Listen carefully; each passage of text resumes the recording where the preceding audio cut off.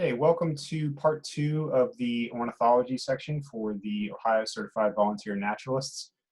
In this section, we're going to talk about understanding location and how a sense of location, specifically where you are spatially and temporally, can help you to ease identification and to pull in all the other information and experience and knowledge that you know as a naturalist into identification and ultimately into your conservation stewardship and outreach planning.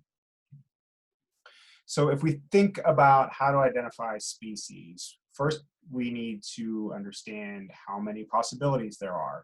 So there are around 10,000 species worldwide.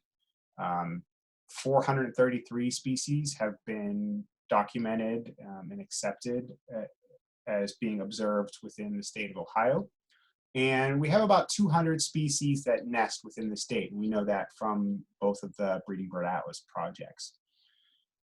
And so, we could think there's maybe 400 possibilities or so for species in Ohio, but there's a lot of other information we can help to narrow that down. Anytime we're looking at a bird, we're not going through a potential of one of 10,000 species worldwide.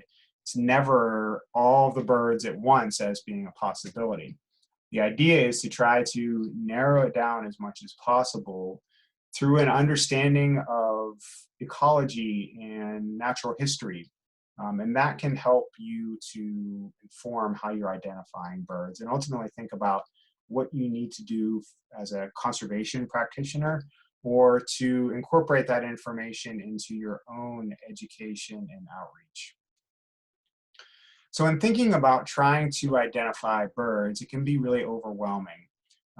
But hopefully, once you get a little bit more experience with this, it'll become second nature.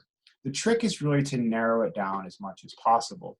So anytime that I'm going out birding or I'm trying to identify some birds, I'm going through this list in a sort of hierarchical scale. So first thinking about the geographic location, where I may be and the time of year it is, that can really help to narrow down the set of possibilities. Then we can think about what habitat that we may be in, what the bird may be doing, how it's behaving, any vocalizations. And then finally, one of the last things that I focus on is plumage.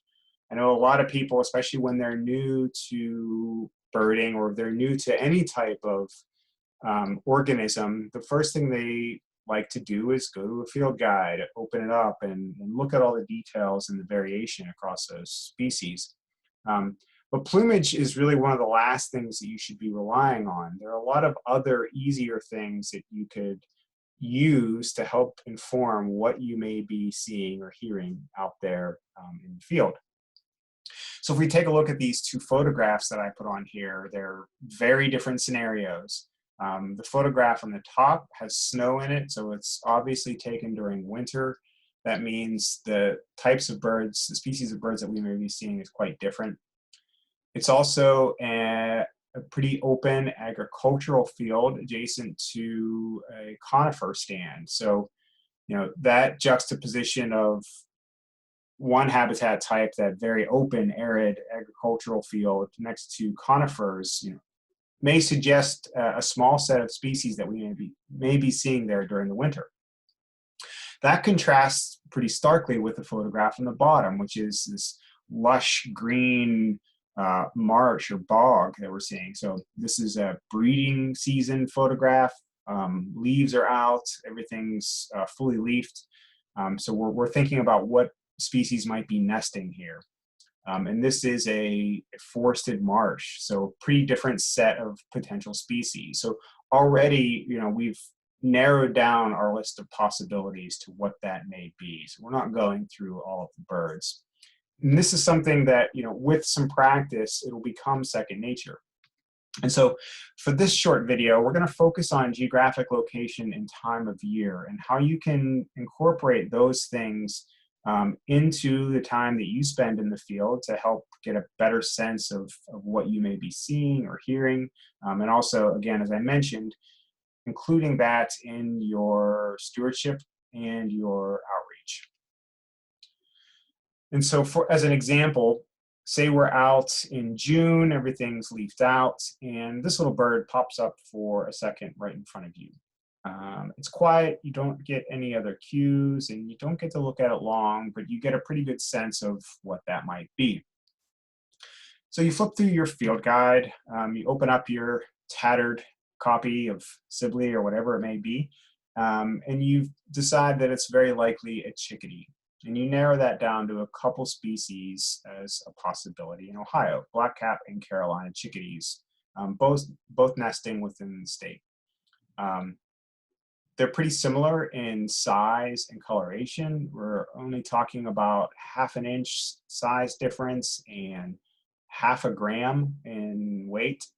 This is the size that you really, unless you're a very seasoned birder and you're seeing that species a lot, something that's really hard to pick up in the field. So you need to rely on other cues. Location is really big for these two species. This is an example of species that have range boundaries that intersect Ohio. So black-capped chickadee shown in the top, and in the map in brown is a more northern breeding species, or at southern latitudes, it's found at higher elevations.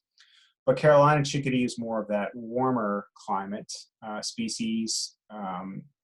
As its name might suggest, it's more of a southeastern species, shown in purple on the map. And this map comes from data from the Ohio Breeding Bird Atlas projects. And so already, instead of toiling over minor variation in the call, and in our example, this bird didn't even vocalize, so we need to rely on potentially minor variations in plumage. And in the case of the chickadees, in black-capped chickadees, it's more of these brighter flight feathers that we see in the wing. But in our bird, we didn't really get a good look at the wing. It only popped up for a second. But location is really important. So if we were birding, say, at a park in Delaware County in June, it becomes pretty clear what this bird is. It's a Carolina chickadee. And so hopefully you begin to understand a better sense of place in your birding, and that is not only for telling the difference between, say, an eastern bluebird and a western or mountain bluebird, but in your area where those sort of finer distribution extents might occur. And so again, that bird that we saw in the photograph was a Carolina chickadee based solely on distribution. But we could take this a step further. It's more than just these north, south, east, west range boundaries. There are a number of birds which have distributions that go beyond Ohio in all directions and can be found pretty widespread distribution. However, they may be associated with habitats that are only found in particular portions or reaches of the state. Kingrail, for example, is a species that, if you look at its range-wide distribution map on the lower left, you can see that it's primarily a coastal species. We do get that bird nesting in the marshes in western Lake Erie Basin along the coast there of Lake Erie. And while it has been found that a few inland sites, it's absent from the Appalachian portion of the state. So if we were, say, in Vinton or Jackson County, and we saw a large rail at a small marsh, it's very unlikely that it would be king rail, which leaves us with Virginia rail. So by a matter of sort of elimination based on what we know about distribution, we're able to ease that identification, because rails can be difficult to see, as you can see from this photograph. Little brown birds can also be quite a challenge for a number of people. Vesper sparrow, as you can see from the range-wide distribution map, is found pretty much from the Atlantic Ocean to the Pacific Ocean at northern latitudes. In most of the state of Ohio, you can find this. But if we take a look at the actual distribution or where we're likely to see it, again, this bird is almost absent from most of the Appalachian portion of the state. Vesper sparrow likes really sort of dry, open grassland type habitats. It does really well in corn stubble and young soybean fields. We just don't have those larger expanses of low grassland in southeastern Ohio. So if we're again down there in say Vinton County or Athens County, and we see a small brown sparrow with a noticeable eye ring and some pink on the mandible, maybe it's a field sparrow and not a Vesper sparrow. And so, we're able to help with identification or narrow the list of possibilities simply by where we are in the state and the time of year and things like that. So really getting a good understanding of place and your location and your environments can be very helpful in easing identification. So get to know your landscape. And you can do that through exploring regions and classification schemes. So I've shown here the Partners in Flight physiographic regions, and you can see how that correlates to some of the land cover across the state. It's not important that you know this particular classification scheme. So in case you're curious, Partners in Flight developed this based on the Breeding Birds Survey ecoregion system. And that was developed to analyze that citizen science data across North America, and was derived from a number of ecological classification schemes that had been developed during the mid-20th century. So using vegetative groupings and tweaked for birds, Partners in Flight has developed this for conservation planning.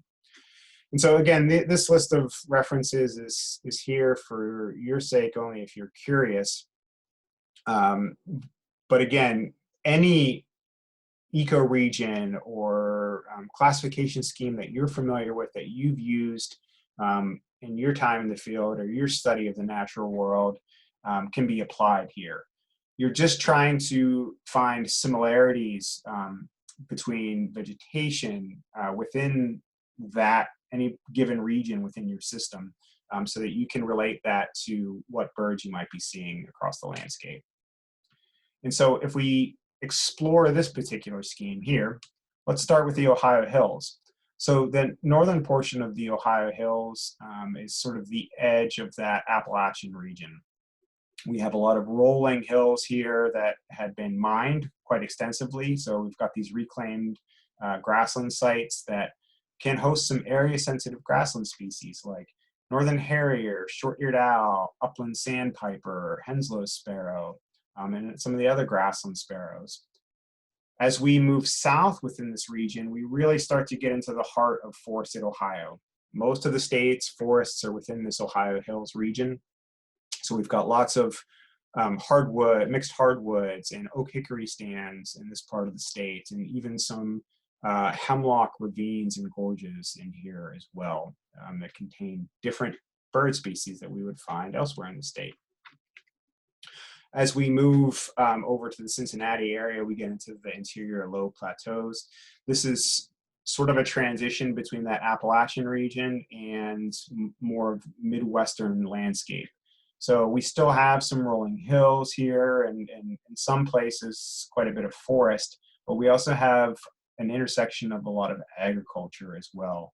So we get a lot of scrub shrub species in this area, and it's home to a lot of southern forest breeding species as well. So if you can think of birds like Kentucky warbler, maiden finds, Chuck Will's widow, as especially in Adams County and some of those other areas, where we have this forest interspersed with agriculture, field, and scrub shrub. We get a lot of those interesting species that like that intersection. The Prairie Peninsula is really a good example of the heartland of the Midwest. So we have a lot of open fields and agriculture in this area. Potential for a lot of grassland species, but if you know about changes in land use and agriculture, You know that this is also an area for conservation and stewardship. This is an area where we could be preserving or improving grassland habitats for a number of bird and other wildlife species. The Upper Great Lakes Plain is where we get all of those really interesting and unique marshland habitats in the state. This area is known for one of the biggest birding festivals, the biggest week in American birding, which in any other given year would be happening in about a month. These marsh complexes host species that we don't find anywhere else in the state. And so these area-sensitive, disturbance-sensitive species that might be hard to find elsewhere, like black-necked stilt, Wilson's phalarope, yellow-headed blackbird, breeding species that might be difficult to find, but we know use this area of the state. And then finally, the Allegheny Plateau. This is sort of the intersection, that northern edge of Appalachia, if you will. So we have a lot of forested ravines in this area that is mixed in with suburban and urban agricultural development. It's quite a bit different than the Ohio Hills in that there's a larger human footprint, and the topography is quite different as well. And so I encourage you to explore region because that will give you a list or push you to finding out about habitats that might be unique to that particular region. And that's something we're going to cover in the next video. So stay tuned for that. And we'll be talking about specific habitat associations and how to help narrow down identification.